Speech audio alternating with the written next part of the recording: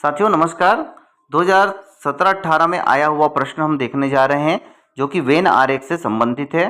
प्रतिवर्ष इससे 4 से 5 प्रश्न पूछे जाते हैं और बड़े ही आसान होते हैं। हमको थोड़े ध्यान देना होता है और फटाफट हम जो है इसको सॉल्व कर सकते हैं। तो आइए बनाते हैं पहला क्वेश्चन जो 17-18 में आया हुआ है। देखते हैं। यहाँ पर आप देखें तो 4 डायग्राम दिया हुआ है। एक बड़ा गोला जिसके अंदर 2 गोले हैं, एक बड़ा गोला, 2 छोटा छोटा गोला है। सी ऑप्शन देखें तो एक गोले के अंदर दूसरा गोला है और तीसरा अलग है, और चौथा जो है एक बड़ा गोला उसके अंदर 2 गोले हैं। अभी तक जितना हम लोगों ने बनाया है उससे इस प्रकार के प्रश्नों को बनाने में हमको थोड़ा सा दक्ष हम हो गए होंगे। आप लोग दक्ष हो गए होंगे ऐसा मैं मानता हूँ। पहला जो है वो क्या बता रहा है? तो बता रहा है कि 2 चीज़ें जो हैं वो एक चीज़ से संबंधित है, ऐसा बताता है।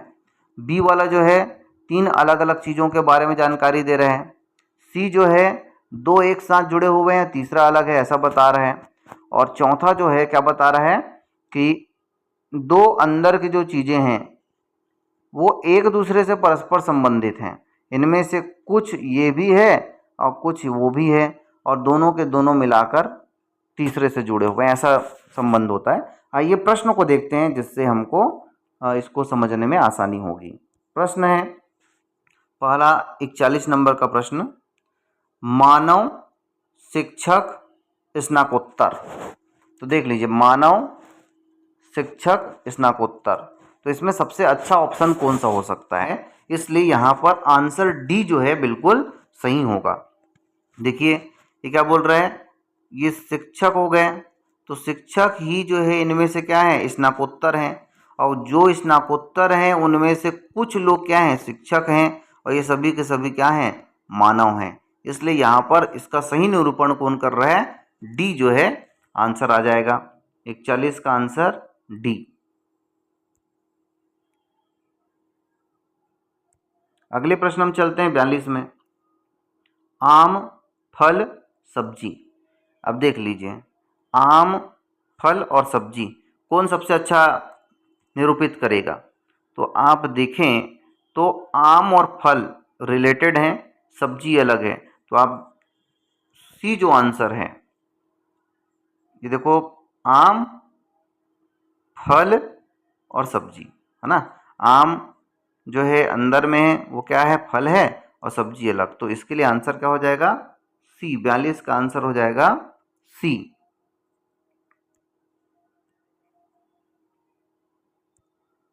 अगले प्रश्न पर चलते हैं हम, द्रव, पानी, दूध। तो ये सभी एक दूसरे से संबंधित हैं। एक दूसरे का कहने का मतलब, द्रव जो है, द्रव कौन कौन है? पानी भी द्रव है और दूध भी द्रव है। तो इसको कौन अच्छा निरूपित कर रहा है?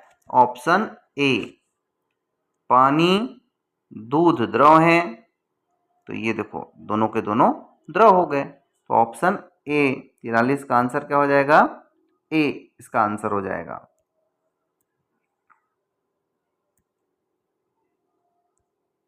चौवालीस में चलते हैं, अंग्रेजी, हिंदी, ग्रीक। तो आप देखें, अंग्रेजी, हिंदी और ग्रीक तीनों के तीनों ही जो है भाषाएं हैं। और कैसी भाषाएं हैं? तीनों अलग अलग भाषा है। तो अलग अलग के लिए देखो यहाँ पर बी दिया हुआ है, तो इसका आंसर क्या हो जाएगा? बी। तीनों के तीनों जो है अलग अलग भाषाएं हैं। अब हम चलते हैं इस सत्र के अंतिम प्रश्न में, और प्रश्न क्या बोल रहा है? सूर्य, तारे, चंद्रमा। तो हम देखें, सूर्य और तारे दोनों एक जाति के हैं, है ना, और चंद्रमा अलग है। तो इसके लिए फिर से हमारा आंसर क्या हो जाएगा? सी हो जाएगा। क्योंकि देख लीजिए, सूर्य भी एक तारा है ना। तो ये सूर्य को अंदर, तारों को बाहर रख दिए, तो ये सभी दोनों क्या हो गए? एक जाति के हो गए। और चंद्रमा क्या है? चंद्रमा तो उपग्रह है, इसलिए यहाँ पर अलग हो गया। तो इसका आंसर क्या हो जाएगा? सी। 45 का आंसर हो जाएगा सी। तो इस प्रकार से आप प्रश्नों को सॉल्व कर सकते हैं। जा रहे हैं और ये प्रश्न है 2019-20 के प्रश्न पत्र में आया हुआ, NMMSE परीक्षा में आया हुआ प्रश्न है, जिसमें से पहला प्रश्न हम देख रहे हैं जो कि है 37 से प्रश्न क्रमांक 40। आप देख पा रहे हैं इसमें क्या बोल रहे हैं, उपर्युक्त वेन आरेख P, Q, R तथा S 4 देश हैं। यदि आप ध्यान से देखें तो आपको ऊपर में जो है ये 4 देश देख लीजिए, ये P, Q, R और S, ये 4 देश दिखाई दे रहे हैं। इसमें क्या बोल रहा है, वृत्तों में संख्याएं उस देश में विभिन्न धर्मों के लोगों की जनसंख्या को लाखों में दर्शाती है। यहाँ पर जितने भी ये संख्या हैं, ये 10, 6, 5, 4, 10, 3, 4, 3, 8, 25 और 6, ये क्या बता रहा है, ये वहाँ की जनसंख्या को बता रहा है। कितनी जनसंख्या है उसको बता रहा है। किस में बता रहा है भाई, लाख में। ठीक है, तो चलते हैं, अब इससे रिलेटेड प्रश्न हैं, इन प्रश्नों को हम बड़े ध्यान से देख लेते हैं। चलिए स्टार्ट करते हैं। पहला क्वेश्चन क्या बोल रहा है, 37 नंबर आप देखेंगे, उस धर्म के लोगों की जनसंख्या कितनी है जो सभी चारों देश में है। ऐसी संख्या जो चारों देश में है, यानी ये हमारे, ये देखो P, Q, Q, R और ये S, इन चारों में कॉमन। तो यदि हम देखें P को, तो P का बाउंड्री कहाँ तक है, तो P की बाउंड्री आप देख लीजिए यहाँ तक है। ठीक है, और P में कौन कौन सा देश है, तो P में आप देखेंगे तो ये Q जुड़ा हुआ है, ये S जुड़ा हुआ है, लेकिन R जो है आपको अलग ही नजर आ रहा है। यदि आप ध्यान से देखें तो ये R अलग है ना। तो यहाँ पर चारों देश तो P से जुड़ा हुआ नहीं है। यदि हम बात करें R से, तो R से कौन कौन जुड़ा हुआ है, तो R से आप देखेंगे तो ये Q जुड़ा हुआ है इधर, और इधर S जुड़ा हुआ है, लेकिन इसमें P नहीं जुड़ा हुआ है। यदि हम बात करें किसकी, S की, तो S से कौन कौन जुड़ा हुआ है, देखो S से जुड़ा हुआ है P, Q भी जुड़ा हुआ है और R भी जुड़ा हुआ है और S भी जुड़ा हुआ है। तो ये एकमात्र S से हैं जो चारों जुड़ा हुआ है। लेकिन प्रश्न में क्या बोल रहा है, उस धर्म के लोगों की संख्या कितनी है जो सभी चारों देशों में हैं। तो यदि हम ध्यान से देखें इस चित्र को, तो ऐसी संख्या जो चारों में हो नहीं है। क्यों, क्योंकि यहाँ पर P जो है किसके कांटेक्ट में है, केवल Q और S के कांटेक्ट में है। तो चारों वाला जो क्वेश्चन है, यहाँ पर चारों में कितने हैं, तो चारों में आंसर क्या आएगा, 0, C। चारों धर्म के लोग सभी देशों में कितने हैं, तो चारों धर्म वाले 0 हैं। समझ में आप लोगों को। चलिए 38 नंबर का प्रश्न देखते हैं, इन चारों देशों में कुल कितने धर्मों के लोग निवास करते हैं। क्या पूछ रहे हैं, कुल कितने धर्म के लोग रहते हैं। तो यहाँ पर हम देखेंगे चित्र में, डायग्राम में, तो आप देख पा रहे हैं ये कितने धर्म हैं, जितने भी नंबर हैं यही धर्म हैं। तो इसको काउंट कर लेते हैं, 1, 2, 3, 4, 5, 6, 7, 8, 9, 10, 11। तो कुल मिला के कितने धर्म हो गए, 11। ऑप्शन में यदि हम देखें तो देखो डी दिया हुआ है 11। तो 11 धर्म के लोग यहाँ पर निवासरत हैं। आगे देखते हैं हम प्रश्न, ऐसे कौन से देश हैं जिनमें धर्मों की संख्या बराबर है। ऐसे कौन से 2 देश, कितने देश बोल रहे हैं, 2 देश जिनमें धर्मों की संख्या बराबर है। तो हम देश में धर्म को गिन लेते हैं। जैसे हम P में गिने, P में कितने धर्म के लोग निवासरत हैं, तो हम इसको काउंट कर लेते हैं। P में कितने हैं, तो आप देखो 1, 2, 3, 4। तो P में कितने हो गए? 4 हो गए। इसी प्रकार हम S में कर लेते हैं। S में कितने हैं? तो S में कितने हैं काउंट कर लेते हैं। देखिए ये 1, 2, 3, 4, 5, 6।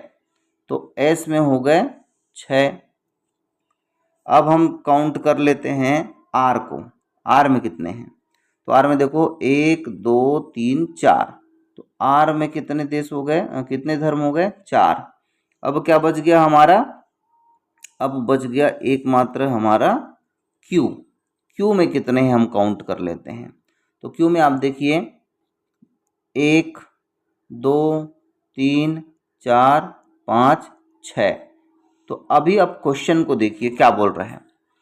ऐसे कौन से 2 देश हैं जिनमें धर्मों की संख्या बराबर है? यदि हम ध्यान से देखें तो हमको SQ भी दिखाई दे रहा है और PQ में भी दिखाई दे रहा है। तो देखो ऑप्शन है क्या? PR। तो देखते हैं, तो PR तो इसमें नहीं है। SQ है क्या? तो अपन देख रहे हैं SQS दिया हुआ है। और PR देखो भाई, PR है क्या? PR नहीं दिया हुआ है। यानी कि कौन सा दिया हुआ है? ये आप देख पा रहे हैं हमारे पास जो 6 है, S और Q दोनों में 6 हैं। तो QS यहाँ पर दिया हुआ, इसलिए हमारा आंसर हो जाएगा QS। उस धर्म के लोगों की संख्या कितनी है जो Q तथा S दोनों में है? किसमें बोल रहा है? Q और S में होना चाहिए, परंतु PR में नहीं है। तो हमको क्या बताना है? ऐसे धर्म के लोगों की संख्या जो QS में हो लेकिन PR में नहीं होना चाहिए। Q में और S में दोनों में जो कॉमन है वो क्या है? ये 3 है, दिख रहा है। जबकि कॉमन में तो ये 4, 3 भी है, इधर वाला 4, 3 जो किसके साथ कॉमन हो जा रहा है? PR और Q के साथ, सॉरी SRQ के साथ। और उसी प्रकार इधर 2 हैं जो SQP के साथ कॉमन है। लेकिन हमको क्या बताना है? उस धर्म के लोगों की संख्या कितनी जो QS में है लेकिन PR में नहीं है। तो ये 3 जो है वो QS में है लेकिन PR में नहीं है। तो आंसर हमारा क्या हो जाएगा? 3 लाख। ऑप्शन ए इसका उत्तर हो जाएगा। आइए 17, 18, 19 में आया हुआ प्रश्न हम देख रहे हैं। इसमें बता रहा है कि निम्नलिखित आरेख में पुरुषों को आयत से, ये जो आयत है वो किसकी संख्या को बता रहा है? तो ये जो है पुरुषों की संख्या को बता रहा है, पुरुष की संख्या को। शिक्षित को त्रिभुज से, ये जो त्रिभुज है वो बताता है किसको? शिक्षित लोगों की संख्या को। और वैसे ही शहरी को वृत्त से, ये जो वृत्त है ये जो है वो क्या बता रहा है? शहरी लोगों की संख्या को।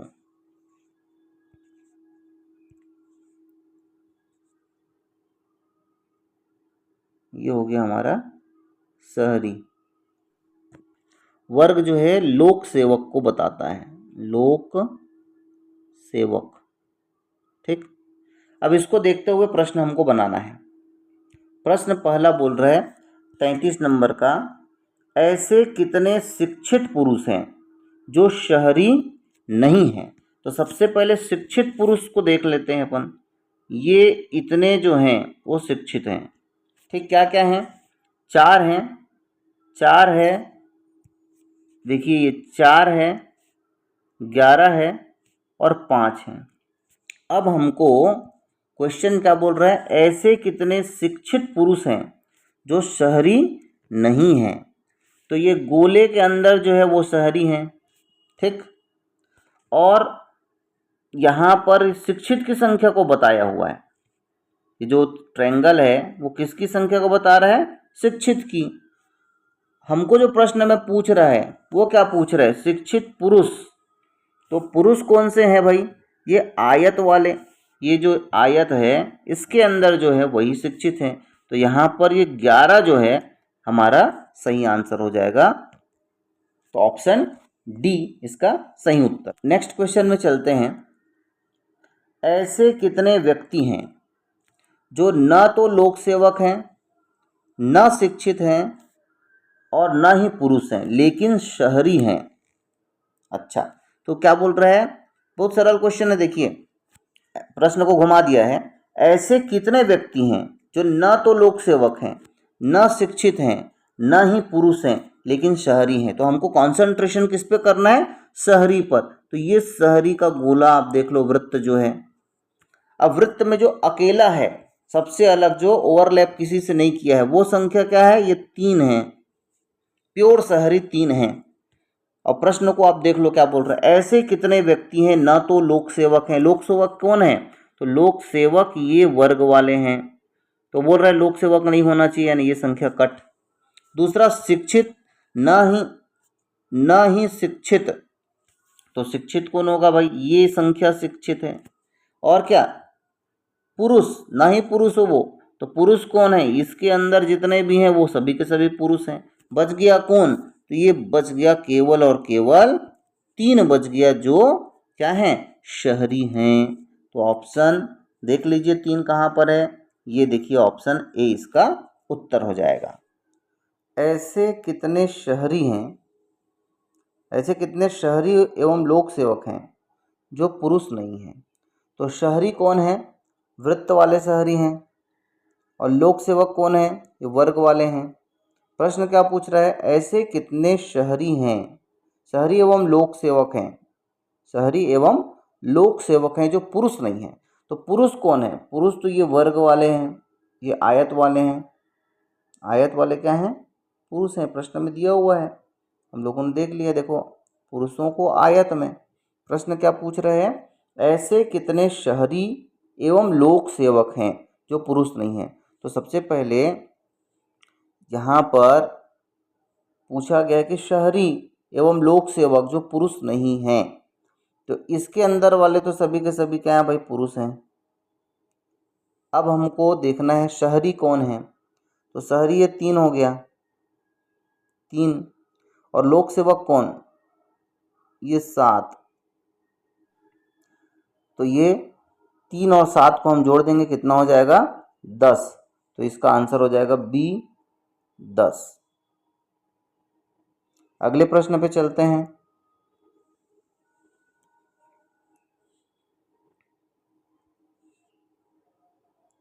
ऐसे व्यक्तियों की संख्या कितनी है जो शिक्षित, पुरुष एवं शहरी क्षेत्र से संबंधित हैं? शिक्षित हो, पुरुष हो और शहरी क्षेत्र से संबंधित हो। तो आप देखो, शिक्षित में यहाँ पर आप देखो तो ये 4 दिख रहे हैं। पुरुष भी है वो, है ना, और शहरी भी, क्योंकि ये गोले के अंदर है, इसलिए इसकी संख्या जो है आपको दिखेगी क्या? 4 ही है, जो तीनों के तीनों हैं। तो इसलिए इसका आंसर क्या आ जाएगा? बी, 4। यदि आप दूसरे और देखेंगे तो आपको आंसर और क्लियर हो जाएगा। क्या बोल रहे हैं? ऐसे व्यक्तियों की संख्या जो शिक्षित, पुरुष एवं शहरी से संबंधित हैं। देखो, शिक्षित में 11 को मानेंगे तो 11 जो है शिक्षित है, पुरुष भी है, लेकिन गोले के अंदर नहीं है, वो शहरी नहीं है। ठीक। यदि 2 को माने तो 2 का तो हमारे इसमें दिया ही नहीं है, जो ऑप्शन 3 सी है 2 दिया है, तो 2 है ही नहीं। 5 यदि देखें तो 5 भी नहीं है। तो हमारे में जो दिया हुआ है वो 12 और 4 है, जिसमें से 4 जो है सही उत्तर है। तो इस प्रकार इसका सही आंसर